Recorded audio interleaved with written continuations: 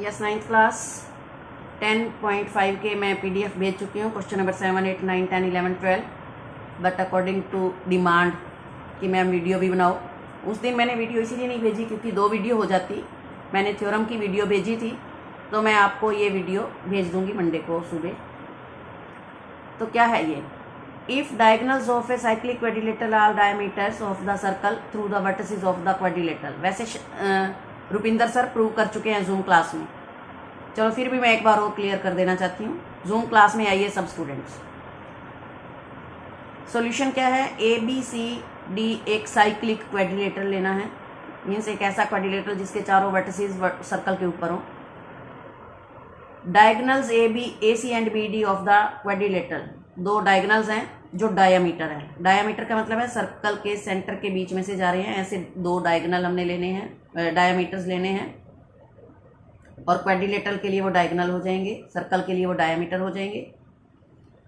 हमने प्रूव करना है, क्या करना है? Prove that it is a rectangle, कि एक रेक्टेंगल है। बच्चों अगर मैं वो कह रहे हैं when BD is a diagonal, अगर हम BD के डायगोनल मानते हैं, सोचते हैं AC है ही नहीं, BD एक डायगोनल है, तो जो डायगोनल है वो सर्कल को 2 सेमी सर्कल्स में डिवाइड कर देता है। तो जो एंगल C पर बनेगा और जो एंगल A पर बनेगा दैट विल बी 90। ऐसा हमने थ्योरम किया है, angle in the semi circle is always 90। और अब हम मानते हैं कि BD नहीं है, AC है डायगोनल, तो एंगल B और एंगल D आ जाएगा 90। In a quadrilateral each angle is 90। अगर साइक्लिक क्वाड्रिलेटरल है और उसका हर एंगल 90 है तो ऑटोमेटिकली एक रेक्टेंगल बन जाएगा। उसके बाद है if non parallel sides of the trapezium are equal. अगर कोई ट्रेपीजियम हो, ट्रेपीजियम की शक्ल आपको पता है कैसी होती है, एक पेयर अपोजिट साइड्स का पैरेलल होता है और बाकी 2 नॉन पैरेलल्स होती हैं।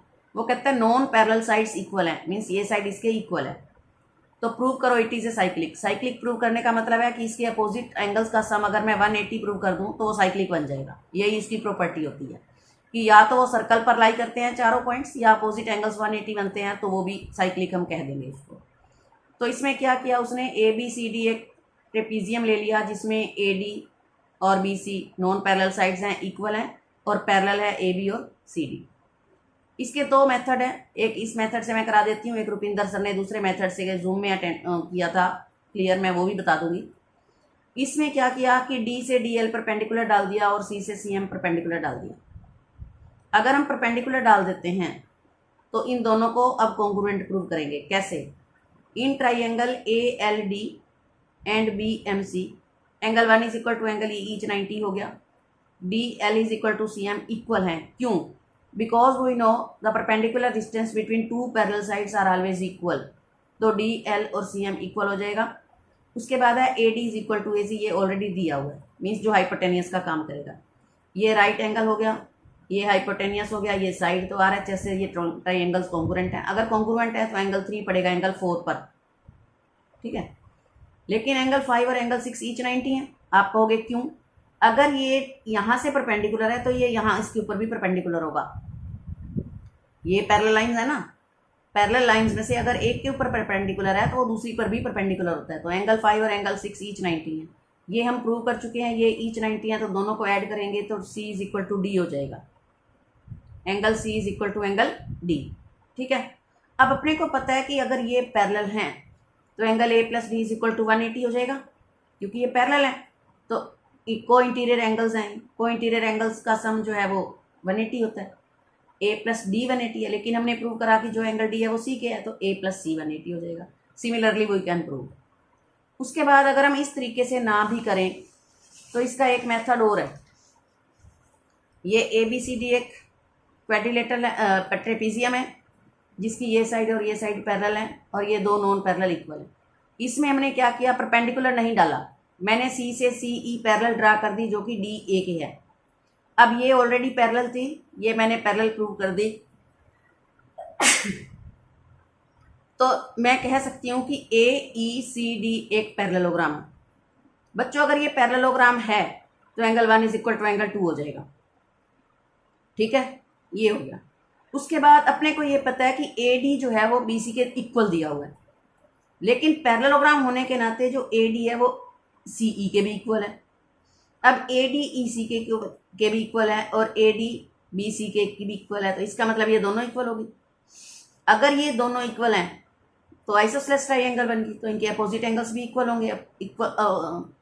इक्वल साइड्स के अपोजिट एंगल्स भी इक्वल होंगे 3 और 4। अब क्या है, 2 + 3 180 है, लीनियर पेयर। तो मैं क्या करूँगी, 2 की जगह 1 पुट कर सकती हूँ और 3 की जगह 4, क्योंकि ये दोनों इक्वल हैं। तो 1 + 4 हो गया 180, D plus B. Similarly we can prove this, ये अपोजिट एंगल्स का पेयर हो गया ना। अगर अपोजिट एंगल्स का सम 180 हमने प्रूव कर दिया तो इसका मतलब ये हो गया कि वो साइक्लिक हो गया। इसी तरह अगर मैं इसके पैरेलल नहीं करती तो इसके पैरेलल कर लूँगी इससे, तो ए और सी प्रूव हो जाएगा 180। If the sum of either pair of opposite angles is 180 then that quadrilateral is called a cyclic.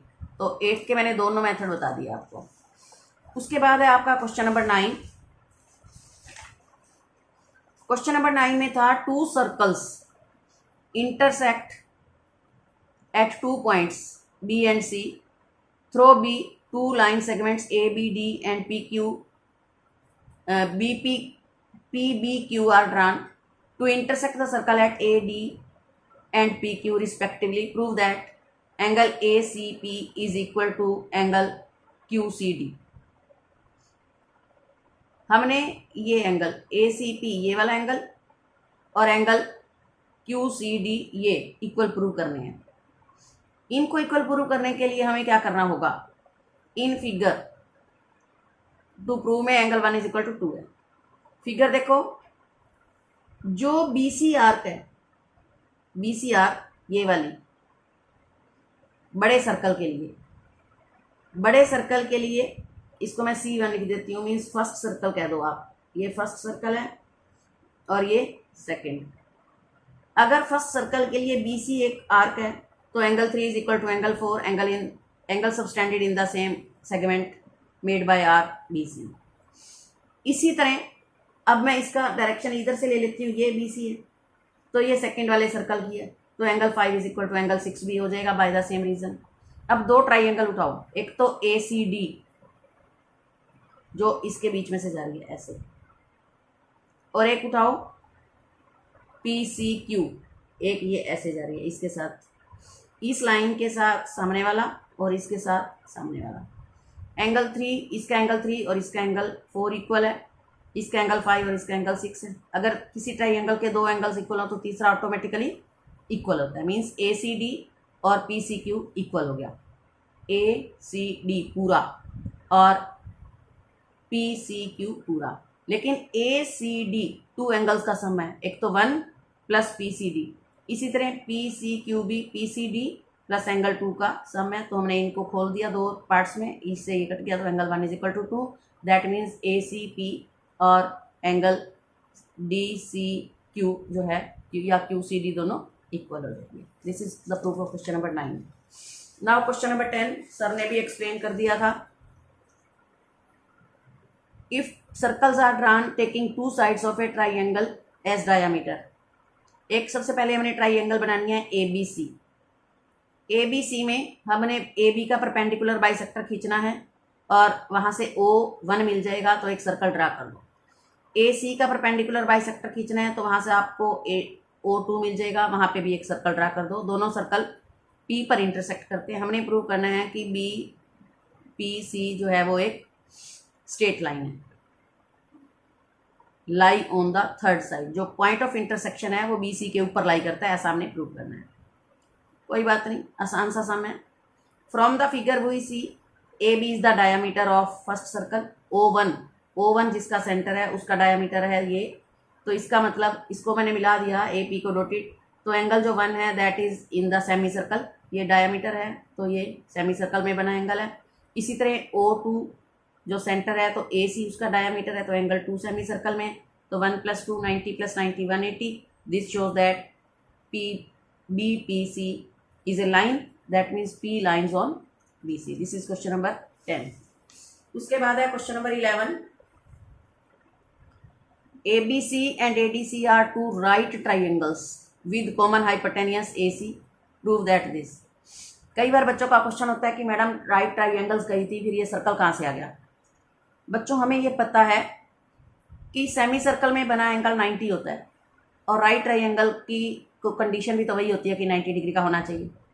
वो कहता है दोनों का कॉमन हाइपोटेनियस होना चाहिए। तो हमने क्या किया, आसान सा बना लिया हमने, जिसको हमने डायामीटर ले लिया AC को।